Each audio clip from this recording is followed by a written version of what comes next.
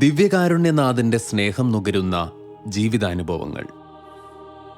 ഇത് തൃശൂർ ജെറുസലേം ധ്യാനകേന്ദ്രത്തിൽ ശുശ്രൂഷ ചെയ്യുന്ന ഫാദർ സിജോ തയ്യാലയ്ക്കൽ CMI. കുഞ്ഞുനാൾ മുതൽ ഹൃദയത്തിൽ അനുഭവിക്കുന്ന ഈശോയുടെ ദിവ്യകാരുണ്യ സ്നേഹം സിജോ അച്ഛൻ നമ്മോട് പങ്കുവയ്ക്കുന്നു. ഈശോ മിശിഹായ്ക്ക് സ്തുതിയായിരിക്കട്ടെ. ഈശോയിൽ ഏറ്റവും സ്നേഹം നിറഞ്ഞ സഹോദരി സഹോദരങ്ങളെ, എൻ്റെ പേര് father Sijo Thayyalakkal, CMI സഭാംഗമാണ്. CMI സഭയുടെ ദേവമാത പ്രൊവിൻസിലെ അംഗം കൂടിയാണ് ഞാൻ. എൻ്റെ വീട്ടിൽ അപ്പനും അമ്മയും എനിക്ക് 2 സഹോദരിമാരാണുള്ളത്. എൻ്റെ പൗരോഹിത്യ ജീവിതത്തിൻ്റെ 6 വർഷങ്ങൾ പിന്നിട്ട് കഴിഞ്ഞിരിക്കുകയാണ് എൻ്റെ ജീവിതത്തിൽ. തീർച്ചയായിട്ടും ഷാലോം ടെലിവിഷനിലെ ഈ അഗാപ്പ എന്ന ശുശ്രൂഷയിൽ എനിക്കും പങ്കുകാരനാകാൻ കഴിഞ്ഞതിൽ ഞാൻ ദൈവത്തിന് പ്രത്യേകം നന്ദി പറയുകയാണ്. തീർച്ചയായിട്ടും എൻ്റെ ജീവിതത്തിൽ ഞാൻ ചിന്തിക്കുമ്പോൾ വിശുദ്ധ കുർബാന എന്നത് എനിക്ക് എന്നും ഒരു അത്ഭുതം മാത്രമാണ്. എൻ്റെ കുട്ടിക്കാലം മുതലേ ഞാൻ ചിന്തിക്കുമ്പോൾ എൻ്റെ മാതാപിതാക്കൾ ഒത്തിരി വിശുദ്ധ കുർബാനയെ സ്നേഹിച്ചവരായിരുന്നു. എൻ്റെ അപ്പൻ ഒരു ബിസിനസ്സുകാരനാണ്, അമ്മ ഒരു ഹൈസ്കൂൾ അധ്യാപികയാണ്. അമ്മയുടെ ജീവിതം ഞാൻ പലപ്പോഴും അത്ഭുതത്തോടെ നോക്കിയിട്ടുണ്ട്. കാരണം എല്ലാ ദിവസവും ഞങ്ങൾ 3 മക്കൾക്ക് വേണ്ടി ഭക്ഷണം ഒരുക്കണം, അപ്പച്ചന് വേണ്ട കാര്യങ്ങളെല്ലാം ചെയ്യണം. എന്നിട്ടും അമ്മ ഒരു ദിവസം പോലും കുർബാന മുടക്കിയിട്ടില്ല. രാവിലെ ഏകദേശം ഒരു 5 മണി സമയത്ത് അമ്മ എഴുന്നേക്കും. ഭക്ഷണത്തിനുള്ള കാര്യങ്ങളൊക്കെ തലേദിവസം തന്നെ ഒരുക്കി വെച്ചിട്ടുണ്ടാവും. എന്നിട്ട് 6 മണിയാകുമ്പോൾ അമ്മ കോൺവെൻറ്റിലുള്ള ചാപ്പലിൽ പോയി വിശുദ്ധ ബലിയർപ്പിച്ചിട്ട് വരും. ഞാനപ്പോൾ പലപ്പോഴും അമ്മയോട് ചോദിക്കാറുണ്ട്, അമ്മ സ്കൂളിൽ ഇങ്ങനെ പല കാര്യങ്ങളും ഇല്ലേ? അപ്പം അമ്മ പറയുന്നത് ഇങ്ങനെയാണ്: ഒരു വിദ്യാർത്ഥിയെ പഠിപ്പിക്കണമെങ്കിൽ അത് ഒരു ഗുരുഭൂതനായിട്ടുള്ളൊരു വ്യക്തി ബൈബിളിലുണ്ട്, അത് യേശു ക്രിസ്തു മാത്രമാണ്. യേശുവിനെ പഠിക്കാത്ത ഒരാൾക്കും നല്ലൊരു അധ്യാപകനാകാൻ കഴിയില്ല. അപ്പം അമ്മ അങ്ങനെയാണ്. അതുകൊണ്ട് അമ്മ ഒരിക്കലും ഒരാളോടും ദേഷ്യപ്പെടുന്നത് കണ്ടില്ല. എൻ്റെ കൂട്ടുകാർ പഠിപ്പിക്കുന്ന എൻ്റെ അമ്മ പഠിപ്പിച്ചിട്ടുള്ളതാണ്. അപ്പോൾ അവർ പറയും, ഭയങ്കര ശാന്തത എൻ്റെ അമ്മയ്ക്ക്. തീർച്ചയായിട്ടും എൻ്റെ അമ്മയ്ക്ക് ആ കൃപ കിട്ടിയത് വിശുദ്ധ കുർബാനയെന്ന് മനസ്സിലാക്കുന്നു. തീർച്ചയായിട്ടും എൻ്റെ മാതാപിതാക്കൾ ഞങ്ങളെ 3 മക്കളെയും വളർത്തുമ്പോൾ വേറെ ഏത് കാര്യത്തിൽ ആക്റ്റീവാണെന്ന് നോക്കിയിട്ടില്ല. എന്നാൽ ആത്മീയ കാര്യങ്ങളിൽ, പ്രത്യേകിച്ച് വിശുദ്ധ കുർബാനയുടെ കാര്യത്തിൽ എൻ്റെ അപ്പനും അമ്മയും വളരെ നിർബന്ധമായിരുന്നു. ഞാൻ ഇപ്പോഴും ചിന്തിക്കുകയാണ്, എൻ്റെ ജീവിതത്തിൽ എനിക്ക് ശാസന നൽകിയതിൽ ഏറ്റവും കൂടുതൽ ഞാൻ ഓർത്തിരിക്കുന്നത് എൻ്റെ അപ്പനും അമ്മയും. ഞാൻ കുർബാനയ്ക്ക് പോകാൻ മടി കാണിച്ച ദിവസം എൻ്റെ അപ്പനും അമ്മയും ശാസിച്ചതാണ്. കാരണം എന്താണെന്ന് വെച്ചാൽ, ഞാനത് ഓർക്കാനൊരു കാരണം, ഇന്ന് എൻ്റെ ജീവിതത്തിൽ അതാണ് ഏറ്റവും വലിയ കൃപ. അതുകൊണ്ട് ഞാൻ ഇന്ന് ആ ശാസനയെ ഒരു നന്ദിയായിട്ടും ഒരു അനുഗ്രഹമായിട്ട് കാണാം. തീർച്ചയായിട്ടും ഞങ്ങളുടെ ജീവിതത്തിൽ നോക്കുകയാണെങ്കിൽ ഒരു സാധാരണ കുടുംബമാണ്. എന്നാൽ വിശുദ്ധ കുർബാനയ്ക്ക് പോയതുകൊണ്ട് എൻ്റെ 2 സഹോദരിമാരുടെ വിവാഹ ജീവിതം വളരെ കൃപാപൂർണമായിരുന്നു. നല്ല ജീവിത പങ്കാളിയാണ് കിട്ടിയത്. അതുമാത്രമല്ല, അവരും ഇതുപോലെ തന്നെയാണ്. ഒറ്റ ദിവസം കുർബാന മുടക്കാത്ത എൻ്റെ സഹോദരിമാരുടെ അളിയന്മാരെയും ഞാൻ കണ്ടിട്ടുണ്ട്. അതുമാത്രമല്ല, അവരുടെ മക്കളും അതിലേക്ക് തന്നെ വന്നു. തീർച്ചയായിട്ടും കുർബാന എന്നത് നമ്മൾ പ്രകടമായി കാണുന്ന അത്ഭുതങ്ങളല്ല. കുർബാനയുടെ ആഫ്റ്റർ എഫക്റ്റ് കുറേ വർഷങ്ങൾ കഴിയുമ്പോൾ നമ്മളിന്ന് തിരിഞ്ഞു നോക്കുമ്പോൾ കിട്ടുന്നതാണ്. സ്നേഹമുള്ളവരെ, എനിക്ക് നിങ്ങളോടൊക്കും പറയാനുള്ളതുള്ളൂ, എൻ്റെ മാതാപിതാക്കൾ കാണിച്ചു തന്ന മാതൃകകൾ ഇന്ന് പല കുടുംബങ്ങളിലും കുറഞ്ഞു പോകുന്നത് കൊണ്ട് സ്നേഹം വറ്റിപ്പോകുന്നൊരവസ്ഥയുണ്ട്. കാരണം ദിവ്യകാരുണ്യം എന്ന് പറയുന്നത് പൂർണ്ണമായൊരു സ്നേഹമാണ്. ഞാൻ പലപ്പോഴും ഈ ബൈബിളൊക്കെ വായിക്കുമ്പോൾ എന്നെ നെട്ടിച്ചൊരു കാര്യമുണ്ട്. ഇസ്രായേൽ ജനം ഈ കാനാൻ ദേശം എത്തുന്നവരെ ദൈവം ഈ മന്ന കൊടുത്തിട്ടുള്ളൂ. കാനാൻ ദേശം എത്തിയതിന് ശേഷം അവർക്ക് മന്ന കൊടുത്തിട്ടില്ല. അങ്ങനെയെങ്കിൽ ഞാൻ പലപ്പോഴും എൻ്റെ പൗരോഹിത്യ ജീവിതത്തിൽ ചിന്തിക്കാറുണ്ട്, എനിക്ക് സ്വർഗത്തിൽ പോകാൻ ദൈവം എന്നും തരുന്ന ഒരു ഭക്ഷണം ഈശോ തന്നെ നമ്മളെ പഠിപ്പിച്ചിട്ടില്ലേ? അന്നു വേണ്ട ആഹാരം ഇന്ന് ഞങ്ങൾക്ക് തരണം. ശരിക്കും നമ്മളെല്ലാവരും ആ പ്രാർത്ഥന എത്തിക്കും. ഞാനും കുട്ടിക്കാലത്ത് വിചാരിച്ചത് ഓരോ ദിവസത്തുള്ള ഭക്ഷണത്തിന് വേണ്ടിയിട്ടായിരിക്കും ഈശോ അങ്ങനെ പ്രാർത്ഥിച്ച്. ഒരിക്കലും അല്ല. അന്നു വേണ്ട ആഹാരം എന്നും ദൈവം തരുന്നത് അത് ബലിപീഠത്തിൽ തന്നെയാണ്. തീർച്ചയായിട്ടും എൻ്റെ കുടുംബത്തിൽ ആ ആഹാരം ഒരിക്കലും പറ്റിപ്പോയിട്ടില്ല. ഞങ്ങൾക്ക് സഹനങ്ങളുണ്ടായിട്ടുണ്ട് കുടുംബത്തിൽ, എന്നാൽ ഒരിക്കലും തകർച്ച ഉണ്ടായിട്ടില്ല. ഇന്ന് ഞാനൊരു ധ്യാനകേന്ദ്രത്തിൽ ശുശ്രൂഷയാണ്. CMI സഭയുടെ ജെറുസലേം വചനകൂടാരത്തിലെ ഒരു അസിസ്റ്റൻറ്റ് ഡയറക്ടറായിട്ട് ഞാൻ ശുശ്രൂഷ ചെയ്യുമ്പോൾ ഞാൻ ആൾക്കാരോട് പറയാറുണ്ട്, എന്തുകൊണ്ടാണ് നിങ്ങൾക്ക് തകർച്ച വരുന്നത്? സഹനം ഈ ലോകത്തിലെ എല്ലാ മനുഷ്യർക്കും ഉണ്ട്, എന്നാൽ തകർച്ചകൾ എല്ലാവർക്കും ഇല്ല. തകർച്ചകൾ ഉണ്ടാകുന്നതിന് കാരണം യഥാർത്ഥത്തിൽ ദൈവത്തിൽ നിന്ന് നമ്മൾ അകന്നു പോയതുകൊണ്ടാണ്. എൻ്റെ ജീവിതത്തിൽ ഞാൻ നോക്കുമ്പോൾ, ഞാൻ എൻ്റെ സെമിനാരി ജീവിതത്തിലേക്ക് വരുന്നതിന് മുമ്പ് എൻ്റെ സ്കൂൾ ജീവിതമുണ്ട്. ശരിക്കും ഞാൻ നന്നായിട്ട് ഉഴപ്പിയിട്ടുള്ളൊരു വ്യക്തിയാണ്. 8ാം ക്ലാസ്സിൽ 2 വർഷവും 9ാം ക്ലാസ്സിൽ 2 വർഷം തോറ്റു പഠിച്ചൊരു വിദ്യാർത്ഥിയാണ്. അന്ന് എൻ്റെ അധ്യാപകരെല്ലാം പറഞ്ഞ്, ഞാൻ അച്ഛനാവും പോകുമ്പോൾ പറഞ്ഞ്, നീ അച്ഛനാവുമെന്ന് നിനക്ക് തോന്നുന്നുണ്ട, ഇംഗ്ലീഷ് നന്നായി പഠിക്കണം, മലയാളം നന്നായി പറയാറിയണം. ഇതൊന്നും അറിയാത്ത ഒരു കാലഘട്ടത്തിൽ എൻ്റെ അപ്പനും അമ്മയും എന്നും വിശുദ്ധ കുർബാനയ്ക്ക് പോയിട്ട് പറയും, മോനെ നീ തോറ്റാലും കുഴപ്പമില്ല, നീ കുർബാന കണ്ടിട്ട് പരീക്ഷ എഴുതിയാൽ മതി. അതുകൊണ്ട് ഞാൻ ഈ പരീക്ഷയ്ക്ക് എന്നും 6 മണിക്ക് കോൺവെൻറ്റ് സ്കൂളിൽ പോയി കുർബാന കാണും, തിരിച്ചു വരും, വീട്ടിൽ വരും, എന്നിട്ടിരുന്ന് പഠിക്കും. ഇന്നും എൻ്റെ സെമിനാരി ജീവിതത്തിൽ പോലും ആ കുർബാന കഴിഞ്ഞ് പഠിച്ച ചോദ്യമേ എനിക്ക് ഇന്ന് വരെ വന്നിട്ടുള്ളൂ.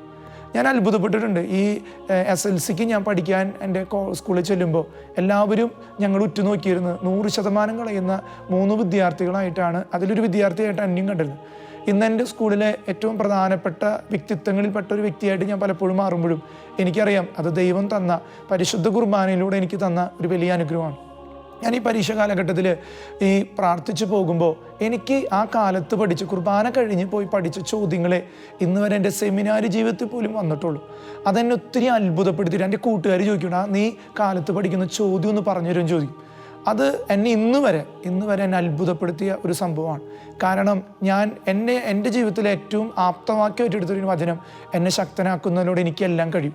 അങ്ങനെയെങ്കിൽ എനിക്ക് ശക്തി തരുന്ന ദൈവം എൻ്റെ അകത്തുണ്ടെങ്കിൽ തീർച്ചയായിട്ടും ആ ദൈവത്തിന് എനിക്ക് ഈ ചോദ്യങ്ങൾ 6 മാസം മുമ്പിട്ടതാണെങ്കിലും എൻ്റെ മനസ്സിന് ഇണങ്ങുന്ന രീതിയിൽ ദൈവത്തിന് പറഞ്ഞു തരാൻ പറ്റുന്നുള്ളത് തീർച്ചയായിട്ടും. ഞാൻ ഈ കാലഘട്ടത്തിൽ അത്ഭുതപ്പെട്ട് കണ്ടിരിക്കുന്നത് SLC പരീക്ഷ വിജയ കൺവെൻഷനുകൾ കേരളത്തിൽ അങ്ങും ഇങ്ങും നടത്തിയൊരു വ്യക്തിയാണ് ഞാൻ കുട്ടികളോട് പറയുക, ഞാൻ എൻ്റെ സ്കൂളിൽ വലിയ പരാജയമായിരുന്നു. ഇന്നെൻ്റെ ജീവിതത്തിൽ ഞാനൊരു പരാജയമല്ല. കാരണം എൻ്റെ ദൈവം എൻ്റെ കൂടെയുണ്ടെങ്കിൽ എനിക്കൊരിക്കലും ഒരു ആവശ്യത്തിലും ഞാൻ പരാജയപ്പെടില്ല.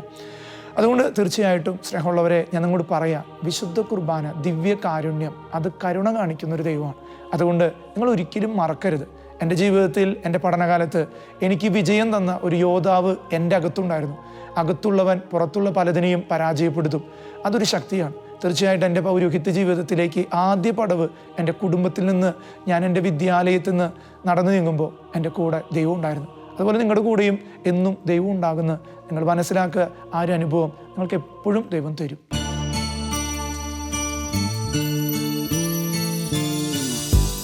കരുണതൻ കയർ പിടിച്ച് നയിച്ചിടും സ്നേഹമേ, കരുണതൻ കയർ പിടിച്ച് നയിച്ചിടും സ്നേഹമേ, ദിവ്യകാരുണ്യ സ്നേഹമേ, പരിശുദ്ധ സ്നേഹമേ,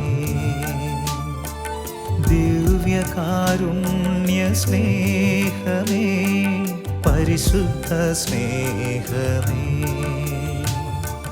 പരിശുദ്ധ പരമദിവ്യകാരുണ്യമേ, അനന്ത സ്നേഹമേ,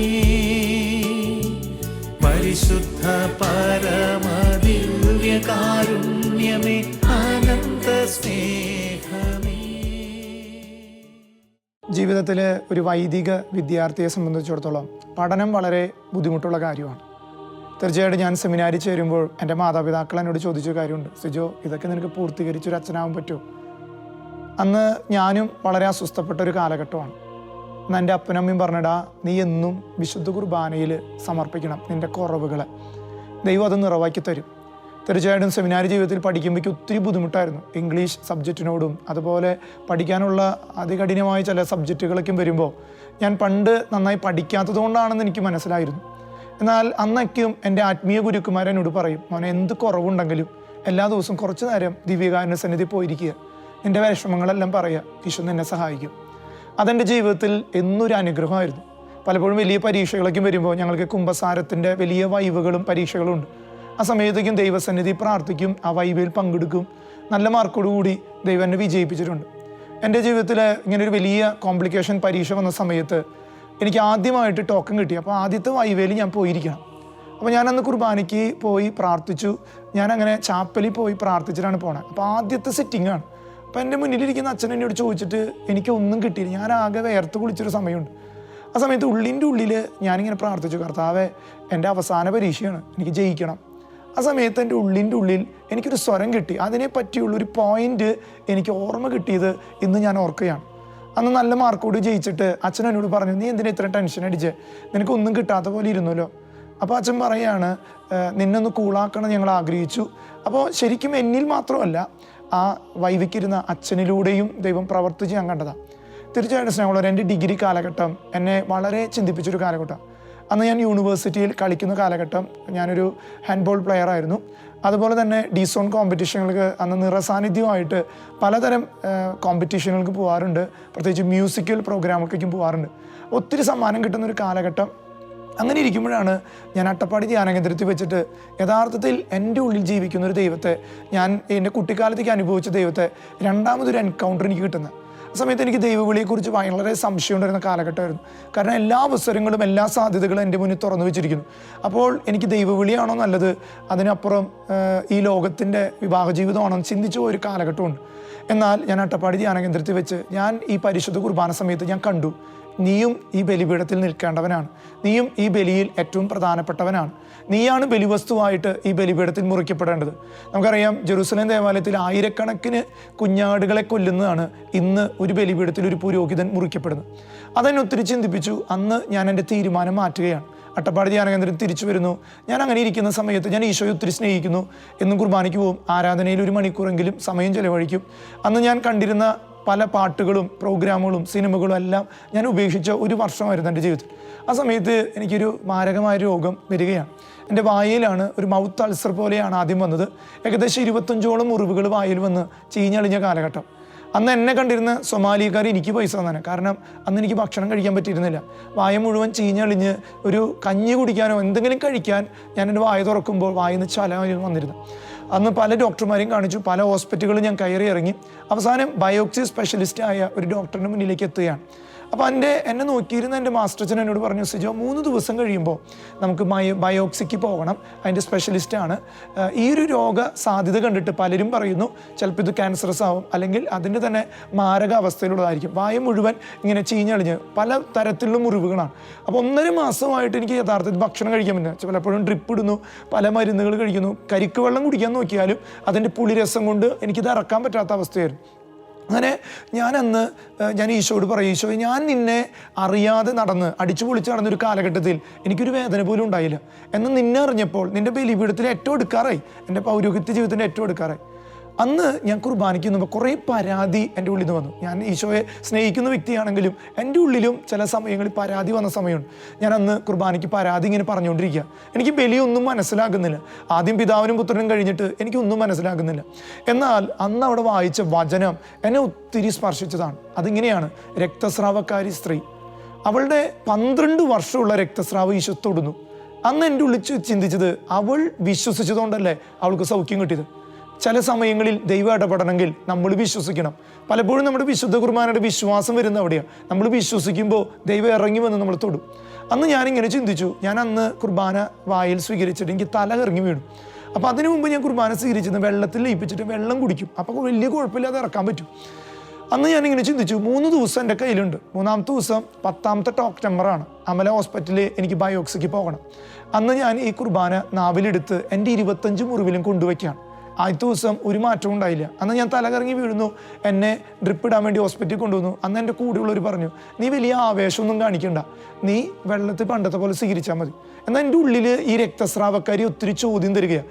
ഞാൻ അവൻ്റെ വസ്ത്രത്തിൻ്റെ വിളിമ്പിയെ തൊട്ടപ്പോൾ സൗഖ്യം പ്രാപിച്ചു. നീ തൊടുന്നത് എവിടെയാണ്? നീ അവൻ്റെ ശരീരത്തിലല്ലേ തൊടുന്നത്? അങ്ങനെ 2-ാം ദിവസം എനിക്ക് വലിയ മാറ്റമൊന്നും ഉണ്ട്. എന്നാൽ 3-ാം ദിവസം ഞാൻ കുർബാന കണ്ടത് മുട്ടുകുത്തി നിന്നിട്ടാണ്. അന്ന് ഞാൻ കരഞ്ഞ പോലെ പിന്നീട് ഞാൻ എൻ്റെ പട്ടത്തിനെ കരഞ്ഞിട്ടുള്ളൂ. അന്ന് എനിക്ക് ഒത്തിരി ചോദ്യങ്ങളുണ്ട്. കാരണം എൻ്റെ അപ്പനും അമ്മയും കാത്തിരിക്കുകയാണ്. കാരണം ഒരു മൗനമുള്ളൂ. ഞാൻ എൻ്റെ വീട്ടിൽ പറഞ്ഞിട്ടില്ല ഈ രോഗാവസ്ഥയെ കുറിച്ചിട്ട്. അങ്ങനെ ഞാൻ ആ കുർബാന സ്വീകരിക്കാൻ കയ്യിലെടുത്തു. എൻ്റെ നാവി വെച്ചു. ഞാൻ എൻ്റെ ആ 25 മുറി കൊണ്ടുപോകുമ്പോൾ ഇതുപോലെ എൻ്റെ നാവായി മാറി എന്നുള്ളതാണ്. എനിക്ക് എത്രമാത്രം നിങ്ങൾക്കിത് വിശ്വസിക്കാൻ പറ്റുമെന്ന് അറിയില്ല. ഞാനത് അനുഭവിച്ചറിഞ്ഞ എന്നെ തൊട്ടൊരു ദൈവത്തെ. അന്നാണ് എനിക്ക് മനസ്സിലായത്, വിശ്വസിച്ച ആര് തൊട്ടാലും ദൈവം അവരെ സ്പർശിക്കും. സ്നേഹമുള്ളവരെ, നമ്മുടെ ജീവിതത്തിൽ പലപ്പോഴും നമ്മൾ അറിയേണ്ട ഒരു കാര്യമുണ്ട്. ദൈവം ഇത്ര അടുത്തുള്ള വേറെ ഏത് ശ്രേഷ്ഠ ജനതയാണ് ഈ ലോകത്തുള്ളത്? ഞങ്ങളൊരു പിന്നീട് എൻ്റെ സെമിനാരി ജീവിതത്തിൽ എനിക്ക് പിന്നോട്ട് നോക്കേണ്ട വന്നിട്ടില്ല. എൻ്റെ ജീവിതത്തിൽ അന്നു മുതൽ എൻ്റെ ഏകരക്ഷകൻ യേശു ക്രിസ്തു മാത്രമാണ്. ഞാൻ കോളേജിൽ പഠിക്കുമ്പോൾ എനിക്ക് മുൻകൂട്ടി കർത്താവ് ഇങ്ങനെ ഈ ചോദ്യങ്ങൾ മനസ്സിലാക്കി തരുന്നതുകൊണ്ട് എൻ്റെ കൂടെയുള്ള ഹിന്ദു മുസ്ലിംസ് ആയിട്ടുള്ള എല്ലാ സുഹൃത്തുക്കളും എന്നോട് പറയും, അച്ഛൻ ഞങ്ങൾക്ക് പറഞ്ഞു തരും. അപ്പോൾ ഞാൻ പറയും, എനിക്ക് പറഞ്ഞു തരുന്ന ആളെ നിങ്ങൾക്ക് കാണിച്ചു തരാം, നിങ്ങളും വേണമെങ്കിൽ ചോദിച്ചോ. അങ്ങനെ എൽത്തുരുത്ത് പള്ളിയുടെ ചാപ്പലിൽ ഇങ്ങനെ കരം വിരിച്ച് പിടിക്കുന്ന ഒരു ഈശോയുടെ രൂപമുണ്ട്. അവിടെ ഞാൻ ഇവരെ കൊണ്ടു നിർത്തിയിട്ട് ഞാൻ പറയും, ചോദിച്ചോ, ഈ മനുഷ്യൻ തരും. ഇത് ഈ ലോകത്ത് ജീവിച്ച 2000 വർഷം മുമ്പ് ജീവിച്ച ദൈവമാണ്. ഇതുപോലൊരു ദൈവം വേറെ ലോകത്തില്ല. അന്ന് അവരും എൻ്റെ സുഹൃത്തുക്കളും ഈശോയോട് സ്നേഹിച്ചിട്ടുണ്ട്. അവരുടെ വിശ്വാസം നഷ്ടപ്പെടുത്തിയിട്ടൊന്നുമല്ല, അവരും ഈശോയെ കണ്ടിട്ടുണ്ട്. ഞാൻ ഡിഗ്രി പഠിക്കുന്ന കാലത്ത് ഒരു അമ്മിണിയമ്മ എന്ന് പറഞ്ഞൊരു അമ്മച്ചി ഞാൻ കണ്ടുമുട്ടി. ആ ചേച്ചി എന്നും കുർബാനയ്ക്ക് വരും. ആ ചേച്ചി ഏറ്റവും അറ്റത്താണ് പള്ളിയുടെ നിൽക്കുക. ഒരിക്കൽ ഞാൻ ആ ചേച്ചിയോട് ചോദിച്ചു, ചേച്ചി എന്താ ഇത്രയും വിശ്വാസത്തോടെ നിൽക്കുന്നത്? അപ്പോൾ ആ ചേച്ചി പറയാം, എൻ്റെ ജീവിതത്തിൽ ഒരു സമാധാനമാണ് ഈശോ.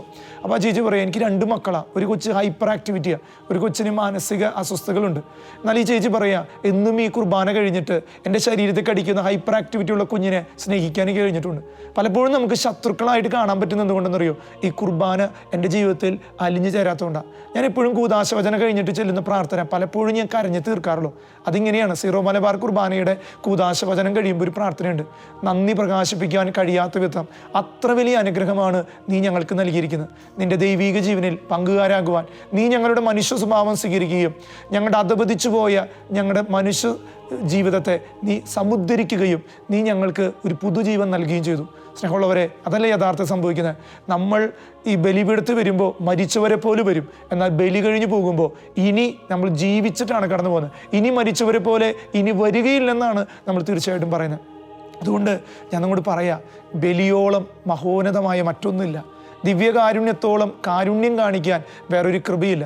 അതുകൊണ്ട് സ്നേഹമുള്ളവരെ, തിരിച്ചറിയുക, എൻ്റെ ഹൃദയത്തോട് ഇത്രയും ഇണങ്ങിയ വേറൊരു ദൈവം ഈ ലോകത്ത് ഇനി ഉണ്ടാകില്ല, ഉണ്ടാകാൻ പോകുന്നില്ല. അത് ഏക ദൈവമായ യേശു ക്രിസ്തുവായ പരിശുദ്ധ ദിവ്യകാരുണ്യമാണ്. ആ ദിവ്യകാരുണ്യം നിങ്ങളിലും എന്നിലും എപ്പോഴും ജീവിക്കുന്നുണ്ട്. ഈശോ ആ ഒരു കൃപയിൽ നിങ്ങൾ ഓരോരുത്തരെയും ഈ കാലഘട്ടങ്ങളിൽ നയിക്കട്ടെ എന്ന് ഞാൻ പ്രാർത്ഥിക്കുകയാണ്. ആത്മീയ ജീവന്റെ അപ്പമായി, നിത്യമാം ജീവന്റെ ഭോജ്യമായി ആഗതനാകുന്നു യേശുനാഥൻ, ദിവ്യകാരുണ്യ സ്വരൂപനായി. ആരാധിക്കാം, പാട്ടുപാടാം, ആ തിരുനാമത്തെ പാടി വാഴ്ത്താം, ആനന്ദ കീർത്തനം പാടി നിത്യം ആരാധനാ സ്തുതി സ്തോത്രമേകാം. ഒരു പുരോഹിതൻ്റെ ഏറ്റവും വലിയ സമ്പത്താണ് അവൻ്റെ കരങ്ങളിലെ കാസ. സ്നേഹമുള്ളവരെ, പുരോഹിതൻ ആദ്യം കരങ്ങളിലെടുക്കും. അവൻ്റെ മരണ ദിവസം അവൻ കിടക്കുന്ന ആ ശവമഞ്ചത്തിൽ അവനോട് കൂടെ ഇരിക്കുന്നത് അവൻ ബലിയർപ്പിച്ച കാസയാണ്. സ്നേഹമുള്ളവരെ, ഞാൻ എപ്പോഴും ചിന്തിക്കാറുണ്ട്, ദിവ്യകാരുണ്യം എന്നത് യഥാർത്ഥത്തിൽ രൂപപ്പെടുന്നത് ഈ കാസയിലാണ്. ജീവിതത്തിൽ പലപ്പോഴും ഈ കാസ ഞങ്ങൾ കയ്യിലെടുക്കുമ്പോൾ അതിനൊരു മഹത്വം ഞങ്ങൾക്ക് കിട്ടുന്നത് ഈ കാസയോടൊപ്പം ഒരു പുരോഹിതൻ കണ്ണീരൊഴുക്കിയാൽ ആ നിയോഗം സ്വർഗം തീർച്ചയായിട്ടും സ്വീകരിക്കുന്നുള്ളതാണ്. നമുക്കറിയാം, കാൽവരിയിൽ ഈശോ കുരിശിൽ ബലിയായപ്പോൾ അതിനടിയിൽ നിന്ന് 3 വ്യക്തികൾ, ഒന്ന് മഗ്ദലന മറിയം, പരിശുദ്ധ കന്യകാ മറിയം, മറ്റൊന്ന് യോഹന്നാൻ, ഈശോ സ്നേഹിച്ച ശിഷ്യൻ. ഇവർ 3 പേരും ലോകത്തിന് വേണ്ടി കണ്ണീരൊഴുക്കി പ്രാർത്ഥിച്ച ഒരു സമയമായിരുന്നു. ഞാൻ എൻ്റെ പൗരോഹിത്യ ദിവസം ഓർക്കുകയാണ്. 2017 ഡിസംബർ 28 ഞാൻ എൻ്റെ പൗരോഹിത്യം സ്വീകരിക്കുന്നത്. പൗരോഹിത്യത്തിൻ്റെ തലേദിവസം എൻ്റെ ശബ്ദം മുഴുവൻ എനിക്ക് നഷ്ടപ്പെട്ടൊരു ദിവസമായിരുന്നു. അന്ന് എനിക്ക് ഭയങ്കര പേടിയായിരുന്നു. ആദ്യ കുർബാന, ബലിയർപ്പിക്കണം, ഒത്തിരി എല്ലാ കാര്യങ്ങളും ക്രമീകരിച്ചിരുന്ന ഒരു രാത്രി. അന്ന് രാത്രി ഞാൻ തൃശ്ശൂർ രൂപതയുടെ മേജർ സെമിനാരിയിൽ അവിടെ പോയിരിക്കുമ്പോൾ അന്ന് എനിക്ക് പട്ടം തന്നത് പോൾ ആലപ്പാട്ട് പിതാവാണ്. പിതാവിനോട് പറഞ്ഞു, നീ ഒരിക്കലും ടെൻഷൻ അടിക്കണ്ട, ഇത് ദൈവം ചെയ്യുന്ന പ്രവൃത്തിയാണ്. മനുഷ്യൻ നിന്നു കൊടുക്കുക, ദൈവം അവന് വേണ്ടി പ്രവർത്തിക്കും. അന്ന് രാത്രി ഞാൻ തക്സ എടുത്ത് എല്ലാം വായിച്ച് കിടന്നു. പിറ്റേ ദിവസം എനിക്ക് സ്വരം ഉണ്ടാകുമെന്ന് എനിക്ക് പ്രതീക്ഷ ഉണ്ടായിരുന്നു. എന്നാൽ രാവിലെ എഴുന്നേൽക്കുമ്പോൾ എല്ലാ ദിവസത്തേക്കാൾ കൂടുതൽ ഉണർവോടുകൂടി ഞാൻ ആ ബലിപീഠത്ത് ചെല്ലുകയാണ്. ഒരു കൂട്ടം ജനം നോക്കി നിൽക്കുകയാണ്. എൻ്റെ ഉള്ളിൽ പലപ്പോഴും പല ആശങ്കകളും വന്നൊരു ദിവസം അന്ന് തന്നെയായിരുന്നു. അന്ന് ജനം മുഴുവൻ കരങ്ങൾ കൂപ്പി പരിശുദ്ധാത്മാവ് നിറയാൻ പുരോഹിതന് വേണ്ടി, എനിക്ക് വേണ്ടി പ്രാർത്ഥിച്ചൊരു ദിനം. അന്ന് എല്ലാം കഴിഞ്ഞ് നീതിയുടെ വസ്ത്രമായ കാപ്പ ശരീരത്തിൽ അണിഞ്ഞ് തിരിയുമ്പോൾ ഞാൻ നോക്കുമ്പോൾ ഒരു കൂട്ടം ജനം പ്രതീക്ഷയോടെ കാത്തിരുന്ന 14 വർഷങ്ങളുടെ പൂർത്തീകരണം. അൽത്താരയുടെ അടിയിൽ നിന്ന് കരയുന്ന അപ്പൻ്റെ അമ്മയുടെ മുഖം കണ്ടു. ഞാനങ്ങനെ ഈ കാസയും പിലാസയും ഒരുക്കാൻ ഞാൻ അവിടേക്ക് പോയി ഒരുക്കുകയാണ്. അപ്പോൾ എൻ്റെ മനസ്സിൽ തോന്നിയൊരു തോന്നലുണ്ട്. ഇന്നും ഞാൻ ബലിയർപ്പിക്കുമ്പോൾ ചിന്തിക്കുന്നൊരു കാര്യമാണ്. കാരണം ഈശോയെ പീലാത്തോസിൻ്റെ അരമനയിൽ അവരേൽപ്പിക്കുമ്പോൾ പീലാത്തോസ് കൈ കഴുകുന്നുണ്ട്. അതുപോലെ പുരോഹിതനായ ഞാനും കൈ കഴുകി ഈ കാസയിലേക്ക് യേശുവിൻ്റെ രക്തം ഒഴിക്കും. ഈ ലോകത്തിൻ്റെ പ്രതീകമാകുന്ന 3 തുള്ളി വെള്ളം ഇതിലേക്ക് ഒഴിക്കും. എന്നിട്ട് ഈ കാസിയും പീലാസും ഞാൻ ഉയർത്തും. ഈശോയുടെ ശരീരം എടുത്തിട്ട് ഞാൻ 12 സ്ഥലങ്ങളാണ് അവിടെ നിന്ന് ഈ അൽത്താരയിലേക്ക് കൊണ്ടുവരുന്നത്. ഈ അൽത്താരയിൽ വന്ന് ഈ കാസിയും പീലാസും ഇങ്ങനെ പിടിക്കുമ്പോൾ ഈശോ കുരിശിൽ മരിച്ചതിൻ്റെ പ്രതീകമാണ്. ആ സമയത്ത് നമ്മൾ ശരിക്കും നമ്മുടെ ജീവിതത്തിൽ അറിയുന്നൊരു സാധനം, പ്രേതാലയം വരെ തുറക്കപ്പെട്ടൊരു സമയം. ആ സമയം തുറക്കപ്പെടാത്ത ഹൃദയങ്ങളില്ല. എൻ്റെ ജീവിതത്തിലെ ഏറ്റവും വലിയ അനുഭവമാണ്. അന്നു മുതൽ ഇന്ന് വരെ ഞാൻ കുർബാനയിൽ എൻ്റെ ഈശോയോട് ഞാൻ സമർപ്പിച്ച് പ്രാർത്ഥിച്ച ഒരു നിയോഗം പോലും എനിക്ക് ലഭിക്കാതിരുന്നിട്ടില്ല. അതിൽ ഏറ്റവും വലിയ അനുഭവം ഈ കാലഘട്ടങ്ങളിൽ ഞാൻ ശുശ്രൂഷ ചെയ്യുന്ന ഏറ്റവും കൂടുതൽ യുവജനങ്ങളുടെ ഇടയിലാണ്. ലോകം മുഴുവനും പറയും പാപം ചെയ്യുന്നവർ ഒരിക്കലും രക്ഷ പ്രാപിക്കില്ലെന്ന്. എനിക്ക് പലപ്പോഴും അത് ഒരിക്കലും ശരിയായിട്ട് തോന്നില്ല. പാപം എവിടെ വർദ്ധിക്കുന്നുവോ അവിടെ കൃപ അതിലേറെ വർദ്ധിക്കുന്നുവാണ് വചനം പഠിപ്പിച്ചിരുന്നത്. അതുകൊണ്ട് ഈ കാലഘട്ടങ്ങളിൽ ഒരിക്കലും ഞാൻ ശുശ്രൂഷ ചെയ്യുന്ന ജെറുസലേം വചന കൂടാരത്തിലെ ഡയറക്ടർ എന്നോട് പറഞ്ഞു, മോനെ, ഈ കാലഘട്ടങ്ങളിൽ യുവജനങ്ങളുടെ ഇടയിൽ പ്രവർത്തിക്കണം. നമ്മൾ ഈ കുടുംബങ്ങൾക്ക് ധ്യാനിച്ചു വിടുമ്പോൾ അതിൽ നഷ്ടപ്പെട്ടു പോകുന്ന ഒരു തലമുറയുണ്ട്. അവരെ നമ്മൾ സഭയിൽ നിന്ന് വളരെ ശ്രദ്ധയോടെ നോക്കണം. അങ്ങനെ ഞാനും അവിടെ എൻ്റെ കൂടെ ഉണ്ടായിരുന്ന റിജോ പൈപ്പിളിച്ചെന്ന അച്ഛനും കൂടിയിട്ട് ഞങ്ങളിങ്ങനെ ചിന്തിക്കുക, എന്താണ് യുവജനങ്ങൾക്ക് വേണ്ടി കാലഘട്ടത്തിൽ ശുശ്രൂഷ ചെയ്യുക. അങ്ങനെ ഞങ്ങൾ ഒത്തിരി പ്രാർത്ഥിക്കാൻ തുടങ്ങി. അപ്പോൾ ഞങ്ങൾ പറഞ്ഞു, യൂത്ത് മിനിസ്ട്രി പഠിച്ച് വന്നിട്ട് ചെയ്താലോ. അപ്പോൾ ഞങ്ങളും അങ്ങനെ ചിന്തിച്ചത് ഇതൊക്കെ പഠിച്ചിട്ട് ചെയ്യാമെന്ന്. എന്നാൽ അന്ന് മുതൽ ഞങ്ങളൊരു 30 ദിവസത്തേക്ക് വിശുദ്ധ ബലിയർപ്പിച്ച് ഈ ഒരു നിയോഗത്തിന് വേണ്ടി പ്രാർത്ഥിച്ചു. അങ്ങനെ എനിക്ക് തീർച്ചയായിട്ടും തോന്നുന്നൊരു 33ാമത്തെ ദിവസമായ ദിവസം, അന്ന് ഞങ്ങൾ ശനിയാഴ്ച ദിവസമാണ്. ഞാനും അച്ഛനോട് ഇരിക്കുമ്പോൾ ഒരു അഞ്ച് കുട്ടികൾ, യുവജനങ്ങൾ ഗിത്താറൊക്കെ ആയിട്ട് ഇവിടെ വന്നു. ഈ ധ്യാന കേന്ദ്രത്തിൽ വന്നിട്ട് പറഞ്ഞു, അച്ഛാ, ഞങ്ങൾക്ക് പ്രാർത്ഥിക്കാനായിട്ടൊരു സ്ഥലം തരാമോ? അങ്ങനെ ഒരു ചാപ്പൽ ഞങ്ങൾ തുറന്നു കൊടുത്തു. അപ്പോൾ അവർ പറഞ്ഞു, ഈശോയിൽ നിന്ന് എഴുന്നള്ളിച്ച് വെച്ച് വരുമോ? അങ്ങനെ ഞങ്ങൾ ഈശോനെ എഴുന്നള്ളിച്ച് വെച്ചു. അത് ജീസസ് യൂത്തിലെ കുറച്ച് കുട്ടികളായിരുന്നു. അങ്ങനെ അന്ന് മനോഹരമായൊരു പ്രാർത്ഥന, ദൈവത്തെ ആരാധിച്ച് ആ കുട്ടികൾ മഹത്വപ്പെടുത്തുകയാണ്. ഇങ്ങനെ കുറച്ചേരം ആരാധന തുടങ്ങി. അപ്പോൾ പുറത്ത് ഈ ധ്യാന കേന്ദ്രത്തിന് ചുറ്റും നടന്നിരുന്ന കുറേ പേര് ഈ ചാപ്പലിലേക്ക് തന്നെ കയറി. ആരും വിളിച്ചു കയറ്റിയതല്ല, അവരെ ആരോ ആകർഷിച്ചിരുന്നു. ആ അൽത്താരയിൽ എഴുന്നള്ളിരിക്കുന്ന ആ കാസിയിൽ നിന്ന് അൽത്താരയുടെ സക്രാരിയിലേക്ക് കടന്നു വന്ന ആ ദൈവം ആ അർലിക്കയിൽ അവരെ ക്ഷണിച്ചു. അങ്ങനെ ആ പ്രാർത്ഥന കഴിഞ്ഞു. അങ്ങനെ എല്ലാ ശനിയാഴ്ചകളും ഈ കുട്ടികൾ വരാൻ തുടങ്ങി. പ്രാർത്ഥനകൾ ഇങ്ങനെ ആരംഭിച്ചു. 5 എന്നുള്ളത് 10 ആയി, 10 എന്നുള്ളത് 50 ആയി, 50 എന്നുള്ളത് 100 ആയി, 100 എന്നുള്ളത് 200 ആയി. അങ്ങനെ ആ ചാപ്പൽ മുഴുവനായി. ചാപ്പലിൻ്റെ പുറത്തും കുട്ടികളും യുവജനങ്ങളും മാതാപിതാക്കളും വരാൻ തുടങ്ങി. അങ്ങനെ കൊറോണ കാലം വന്നു. അതിനു മുമ്പ് ഈ കുട്ടികൾ കുറച്ച് നാൾ മുമ്പ് അവർ വരാതെയായപ്പോൾ ജനം വരാതെയായില്ല, ഈ ശുശ്രൂഷ നയിച്ച കുട്ടികൾ വരാതെയായി. അപ്പോൾ എനിക്കത് കമ്പൽഷനായി. എന്താ, ഈ വരുന്ന ജനത്തിന് എന്തെങ്കിലും വിരുന്നൊരുക്കണം. അങ്ങനെ ഞാനും ആരാധനയ്ക്ക് എഴുന്നള്ളിച്ച് വെച്ചു. അന്ന് വരെ കീബോർഡുകൾ വായിക്കാൻ അറിയാത്ത ഞാൻ അന്ന് എൻ്റെ മുന്നിലിരിക്കുന്ന കീബോർഡിൽ വെച്ച് എനിക്കറിയാവുന്ന ഋതുവൊക്കെ ഇട്ടിട്ട് ഞാനും പാട്ട് പാടാൻ തുടങ്ങി. അങ്ങനെ ആ ശുശ്രൂഷ ആരംഭിച്ച് വളരെ ശക്തമായിട്ട് അതിൻ്റെ പൂർണ്ണ രൂപത്തിലേക്ക് വന്നു. അങ്ങനെ വന്നപ്പോഴാണ് ഈ കാലഘട്ടങ്ങളിൽ കൊറോണ വൈറസ് മാരകമായിട്ട് ലോകത്ത് പിടിപെട്ടത്. അങ്ങനെ ഇതെല്ലാം അടയ്ക്കപ്പെട്ടു, ധ്യാനകേന്ദ്രം അടയ്ക്കപ്പെട്ടു, ഒരാൾക്കും ശുശ്രൂഷ ചെയ്യാം. ഓൺലൈനിലൂടെ പല ശുശ്രൂഷകളും ഞങ്ങൾ ചെയ്യുന്നൊരു കാലഘട്ടം. ആ സമയത്ത് ഇതിലെ യുവജനങ്ങൾ എന്നെ വിളിക്കുകയാണ്, അച്ഛാ, ഞങ്ങൾക്ക് പണ്ടത്തെ പോലെ ജീവിക്കാൻ പറ്റുന്നില്ല, അച്ഛൻ എന്തായാലും ഓൺലൈനിലൂടെങ്കിലും ഞങ്ങൾക്ക് ഈ ശുശ്രൂഷ തുടങ്ങണം. അങ്ങനെ ആ ശുശ്രൂഷ തുടങ്ങാൻ ഞാൻ ഈശോയുടെ മുന്നിൽ പ്രാർത്ഥിച്ചു. ഈശോ തന്ന എനിക്കൊരു പേരാണ് ഈശോയുടെ കൂടെ, ടു ബി വിത്ത് ജീസസ്, ഈശോയുടെ കൂടെ ഇരിക്കുക. അങ്ങനെ അന്ന് മുതൽ ആ ഓൺലൈൻ ശുശ്രൂഷ തുടങ്ങി. കുറേ നാൾ കഴിഞ്ഞപ്പോൾ എന്നോട് ഈശോ പറഞ്ഞു, ഇനി ഓൺലൈനിൽ വേണ്ട, കൊറോണയ്ക്ക് മാറിയില്ല, ഓഫ്ലൈനിൽ കുട്ടികൾ വരട്ടെ. അവരാദ്യം ചെയ്യുക, ഈശോയുടെ അടുത്ത് പോയി കുമ്പസാരിക്കുകയാണ്. ഒരു പുരോഹിതൻ്റെ അടുത്ത് കുമ്പസാരിക്കും, ആരാധനയ്ക്കും, കുറേ നേരം ആരാധിക്കും. ഈശോയുടെ മുന്നിൽ ബലിയർപ്പിച്ചും പ്രാർത്ഥിച്ചും ഞങ്ങൾ ആരാധിക്കും. ഈ സമയത്ത് സ്നേഹമുള്ളവർ വലിയ വിടുതലുകളാണ് ഈ കുട്ടികളുടെ ഇടയിലുണ്ട്. പ്രേമബന്ധനങ്ങൾ പൊട്ടിപ്പോകുന്നത് ഞാൻ കണ്ടിട്ടുണ്ട്, മാനസാന്തരങ്ങൾ കണ്ടിട്ടുണ്ട്, ഇഷ്ടംപോലെ അനുഭവങ്ങളാണ്. ഒരിക്കലും എൻ്റെ ജീവിതത്തിലുണ്ടായ ഒരു വലിയ അനുഭവമാണ്. ഒരിക്കലും ഒരു കൊച്ച് എൻ്റെ അടുത്ത് വന്നു. അവൾ ഭയങ്കര ഒരു റിബൽ ക്യാരക്ടറായിരുന്നു. പ്രത്യേകിച്ച് അവളുടെ മനസ്സിൽ യുക്തി ചിന്തകൾ അടിച്ചു കയറിയിരുന്നു. പ്രത്യേകിച്ച് ഈ കാലഘട്ടങ്ങളിൽ ചില മാധ്യമങ്ങളോട് വരുന്ന ചില വെബ് സീരീസുകളുടെ അടിമത്തങ്ങൾ, ചില മ്യൂസിക് ബാൻഡുകളുടെ അടിമത്തം മൂലം ഈവിൾ സ്പിരിറ്റുകൾ അടിമത്തത്തിൽ ഒന്നും സ്വീകരിക്കാൻ പറ്റും. അവൾ ചോദിക്കും, ദൈവം എവിടെ? ദൈവം ഉണ്ടോ? ദൈവം ഉണ്ടെങ്കിൽ എവിടെയാണ്? ഈ പ്രാർത്ഥിച്ചിട്ട് എന്താ കാര്യം? ഇങ്ങനെയൊക്കെ ചോദിക്കാം. എന്ത് പറഞ്ഞിട്ട് കാര്യം? ഒരു വചനം കയറുന്നില്ല. ആ സമയത്ത് ഈ കൊച്ചിനോട് ഞാൻ പറഞ്ഞു, മോളൊന്ന് കുമ്പസാരിക്കാൻ ഒരുങ്ങുന്നു പറഞ്ഞു. കുമ്പസാര സഹായി കൊടുത്ത് ഞാൻ ആ ചാപ്പലിൽ നിന്ന് എൻ്റെ ഉള്ളിലൊരു പ്രേരണ, ആ കുഞ്ഞിന് വേണ്ടി ബലി അർപ്പിച്ച് പ്രാർത്ഥിക്കാം. സ്നേഹമുള്ളവർ, അന്ന് ഞാൻ ഇതേ കാസയെടുത്ത് ഉയർത്തിപ്പിടിച്ച് ആ കൊച്ചിന് സമർപ്പിച്ച് ഓർക്കാം. തിരിച്ചു വന്ന് ഞാൻ കുമ്പസാരിക്കാനിരിക്കുമ്പോൾ എൻ്റെ കയ്യിലൊരു ജപമാലയുണ്ട്, ഒരു കുരിശുരൂപമുണ്ട്. ഞാൻ ആ കുരിശുരൂപത്തിൽ നോക്കിയിട്ട് ഇത്രേ പറയണുള്ളൂ, ഈശോയെ, എന്നെക്കൊണ്ട് പറ്റില്ല, നിന്നെക്കൊണ്ട് പറ്റും. സ്നേഹമുള്ളവർ, ആ കുമ്പസാരം കഴിയുമ്പോൾ കൊച്ചു വാവിട്ട് കരയാണ്. തീർച്ചയായിട്ടും എനിക്ക് ഉറപ്പാണ്, സ്നേഹിക്കുന്ന ബലിപീഠത്തിലെ സ്നേഹബലി അവളുടെ ജീവിതത്തെ സ്വീകരിച്ചു. ഇതുപോലത്തെ ആയിരക്കണക്കിന് അനുഭവമാണ്. പല സമയത്തും ഞങ്ങൾ ഈ ധ്യാനം, യുവജന ധ്യാനം നടത്തുമ്പോൾ ആരാധനയ്ക്ക് എഴുന്നള്ളിച്ച് വയ്ക്കും. ജോയേൽ 2:28 ഞാൻ എൻ്റെ കൺമുമ്പിൽ കണ്ടിട്ടുള്ളതാണ്. അന്ന് യുവജനങ്ങൾ പ്രവചിക്കും. കുഞ്ഞുങ്ങൾ പ്രവചിക്കുന്നത് ഞാൻ കണ്ടിട്ടുണ്ട്. കുഞ്ഞുങ്ങൾ മാനസാന്തരപ്പെടുന്നത് കണ്ടിട്ടുണ്ട്. കുഞ്ഞുങ്ങളുടെ ജീവിതത്തിൽ വലിയ കൃപയൊഴുകുന്നുണ്ട്. സ്നേഹമുള്ളവരെ, ഞാനെന്ന പുരോഹിതൻ എൻ്റെ ആദ്യ പൗരോഹിത്യ ജീവിതത്തിൽ ഞാനൊരു ഇടവകയിൽ കൊച്ചച്ഛനായിട്ട് ഇരിക്കുകയായിരുന്നു. അന്ന് എന്നെ ഒത്തിരി സ്പർശിച്ചത്, അന്ന് ഒത്തിരി യുവജനങ്ങൾ വരില്ല പള്ളിയിൽ.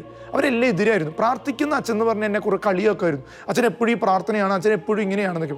അപ്പോൾ എൻ്റെ ഉള്ളിൽ ഭയങ്കര വിഷമമായിരുന്നു. അപ്പോൾ ഞാനൊരു കാര്യം ചെയ്തു. ഇവരുടെ പേരുകൾ എഴുതി വെച്ചിട്ട്, നമുക്കറിയാം ബലിപീഠം ഒരുക്കുമ്പോൾ കെത്താന എന്ന് പറഞ്ഞൊരു തുണി വിരിക്കും. അതിനിടയിൽ പിള്ളേരെ പേര് വെച്ച് ഞാൻ 33 ദിവസം ബലിയർപ്പിച്ചു. സ്നേഹമുള്ളവരെ, ആ കുട്ടികളെല്ലാം ഇന്ന് എൻ്റെ വലിയ സ്നേഹിതരാണ്. എൻ്റെ മാത്രമല്ല, എന്നെക്കാൾ കൂടുതൽ യേശുവിൻ്റെ സ്നേഹിതരാണ്. അങ്ങനെ ഒത്തിരി മക്കളെ ഈ കാലഘട്ടങ്ങളിൽ വിശുദ്ധ കുർബാന വഴി എനിക്ക് നേടാൻ പറ്റിയിട്ടുണ്ട്.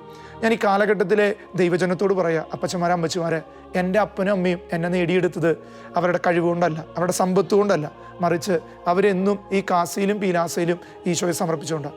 അതുകൊണ്ട് ഈ ശുശ്രൂഷ കാണുന്ന ഓരോരുത്തരോട് ഞാൻ പറയാം, ഈ കാൽവരിയുടെ ബലി ഇന്ന് നിൻ്റെ ബലിപീഠത്തിൽ അർപ്പിക്കുമ്പോൾ നീ തിരിഞ്ഞും മറിഞ്ഞും കിടക്കരുത്. 6 മണിക്ക് എൻ്റെ പള്ളിയിൽ പള്ളിമണി അടിക്കുന്നതിന് മുമ്പ് എൻ്റെ അപ്പം വിളിക്കും, എടാ മോനെ പോടാ ബലി അർപ്പിക്കും. അതിനുശേഷം ഞാൻ എൻ്റെ പൗരോഹിത്യ ജീവിതത്തിൽ അറിയാം, ഈ കാസിയും പീലാസയും എടുത്തിട്ട് ഒരു പുരോഹിതൻ കരഞ്ഞിട്ടുണ്ടെങ്കിൽ ആ കണ്ണീരിൻ്റെ അഭിഷേകം സ്വർഗം തുറക്കപ്പെടും.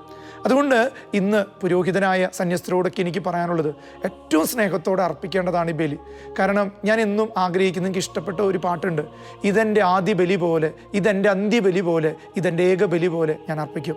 ഞാൻ വർഷങ്ങൾക്ക് മുമ്പ് ഒരു ആരാധന സമയത്ത് എൻ്റെ അടുത്തൊരു അച്ഛനൊരു പേപ്പർ കൊണ്ടുവന്നു. ആ പേപ്പറിൽ ഇങ്ങനെ കുറച്ച് വരികൾ എഴുതിയിരിക്കുക. അച്ഛൻ പറഞ്ഞു, സിജോ ഇന്ന് ആരാധന സമയത്ത് ഇന്ന് ഇത് പാടണം. ഞാൻ അന്നിങ്ങനെ വലിയൊരു മ്യൂസിക് കമ്പോസറോ ഒന്നുമല്ല. എൻ്റെ കയ്യിൽ കിട്ടി ഈ വരി കിട്ടിയപ്പോൾ ഞാനിങ്ങനെ പ്രാർത്ഥിച്ചു, ഈശോയെ ഇത് നിന്നോടുള്ള ഒരു സങ്കീർത്തനത്തിൻ്റെ വരികളാണ്, എനിക്കിത് പാടാൻ കൃപ തരണമേ. ഞാൻ ഈ കാലഘട്ടങ്ങളിൽ അത് രചിക്കപ്പെടുകയും അന്നാണ് ആദ്യമായിട്ട് ഞാൻ പാടിയത്. ആ പാട്ടിങ്ങനെയാണ്: കൂടെയിരിക്കുന്ന ദൈവമേ, കൂടെ വസിക്കുന്ന ദൈവമേ, രാവും പകലും എൻ ഹൃദയത്തിൽ നിന്നും കൂടെയിരിക്കുന്ന സ്നേഹമേ, എൻ ജീവസൗഭാഗ്യമേ. ഈ ഗാനം അന്ന് ഞാൻ പാടുമ്പോൾ ഒത്തിരി അഭിഷേകമായിരുന്നു എൻ്റെ ജീവിതത്തിൽ. കൂടെ ഇരിക്കുന്നൊരു ദൈവം, കൂടെ വസിക്കുന്നതും. ഇസ്രായേൽ ജനം ജയിച്ചത് ഈ കൂടെ വസിക്കുന്നൊരു ദൈവമാണ്. ഈ കാസയിൽ ഒഴുകുന്നത് അവൻ്റെ രക്തമാണ്, പീലാസയിലിരിക്കുന്നത് അവൻ്റെ ശരീരമാണ്. ഇതിനേക്കാൾ വലുതൊന്നും ഈ ലോകത്ത് കിട്ടാനില്ല. സ്നേഹമുള്ളവരെ, നിങ്ങളുടെ ജീവിതത്തിലും ഈ ബലിയുടെ അനുഭവങ്ങൾ എന്നും അനുഗ്രഹമാവട്ടെ. ദൈവം നിങ്ങളെ സമൃദ്ധമായി അനുഗ്രഹിക്കട്ടെ. ഈശോയുടെ സ്നേഹം നിങ്ങളോടുകൂടെ എന്നും ദിവ്യകാരുണ്യമായിട്ട് കൂടെ വസിക്കട്ടെ എന്ന് പ്രാർത്ഥിക്കുന്നു. ഈശോ നിങ്ങളെല്ലാവരെയും സമൃദ്ധമായി അനുഗ്രഹിക്കട്ടെ.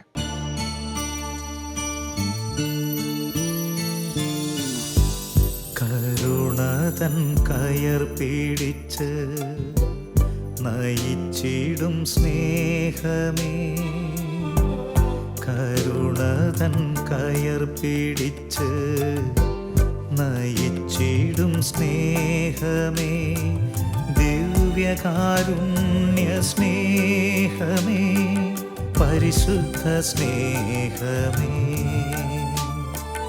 ദിവ്യകാരുണ്യ സ്നേഹമേ, പരിശുദ്ധ സ്നേഹമേ,